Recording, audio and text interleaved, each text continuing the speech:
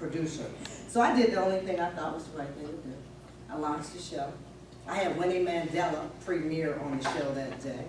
That was again June 25th, 1990. I received all the praise from my management team.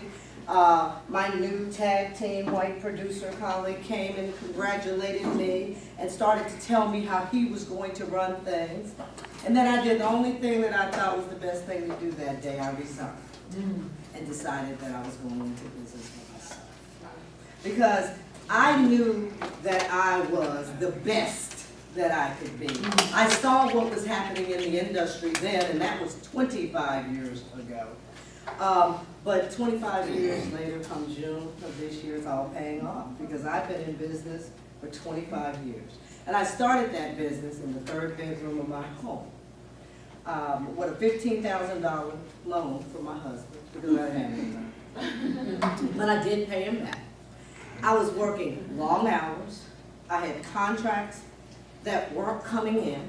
I didn't pay myself a salary that first year, but I kept going because I had my eye on the prize, that I knew I couldn't quit because, despite what obstacles there were. And I kept telling myself, tough times don't last forever, but tough people. And what's so sweet about that is that when you really believe that, that intention, just the intention of success drove me into the arms of success. And over the last 25 years, I've grown my company from 18 years as a production company into an advertising and marketing communications agency, never leaving the most prestigious corridor of downtown Washington, D.C. 10 years ago, I built a multi-million-dollar broadcast facility with a full soundstage studio, and all of the stations in town came to do productions at our place. From Fox to my old employer, BET to TV One, and it was a facility that I was so proud of. I looked at all the success that I had in that first 10 years to see this 6,000 square foot facility, 13 full-time employees, and so many other subcontractors working for us. But the recession happened in 2000. And we lost more than $2 million in television production contracts and federal government contracts overnight. And the digital revolution was evolving, and the social media was on the scene, and the camera and editing equipment got smaller and cheaper. And all of our clients were looking at, that used to have, buy original programming from us, were buying reality television shows. We're buying Sanford and Son and all of those other old shows at a smaller price. And suddenly, again, I had to make some tough decisions.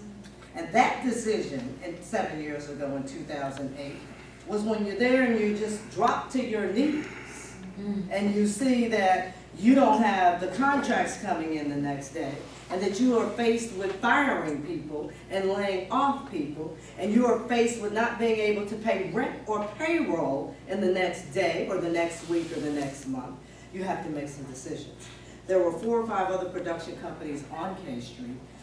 Every one of them but 2, myself and a partner, closed.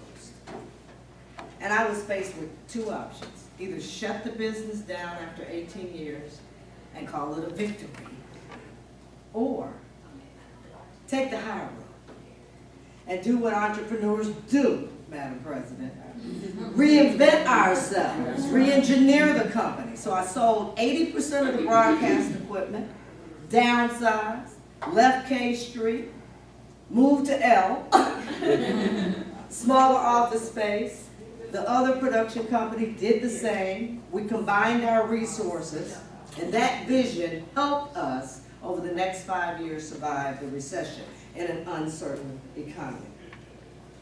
And what I told you before, tough times don't last forever.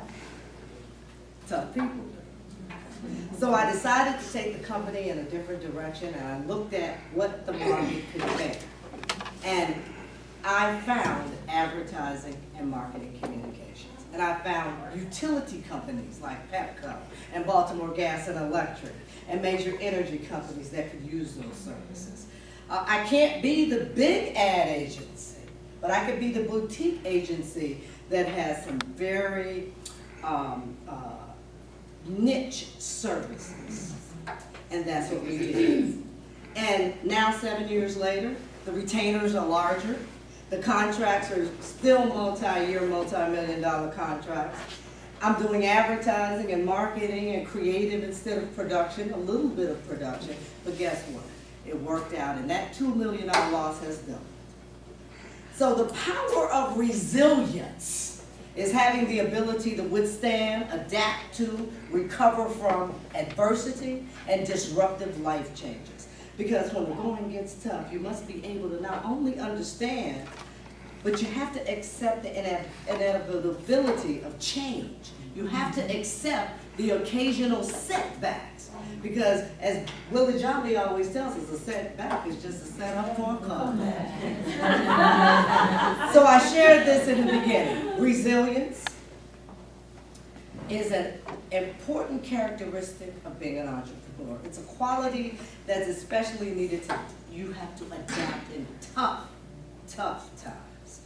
When recessions occur like they do, not just minority and women-owned businesses have to downsize, major corporations have to. We have to tighten our budgets, we have to streamline our operations, and we have to look for new opportunities to ensure that we can remain competitive in the marketplace.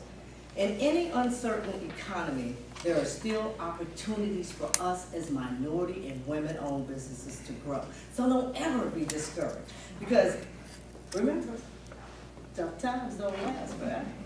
Tough people do. And the truth is, nobody gets to be a successful entrepreneur on their own. Because we all know, don't we, ministers? To whom much is given, much is required.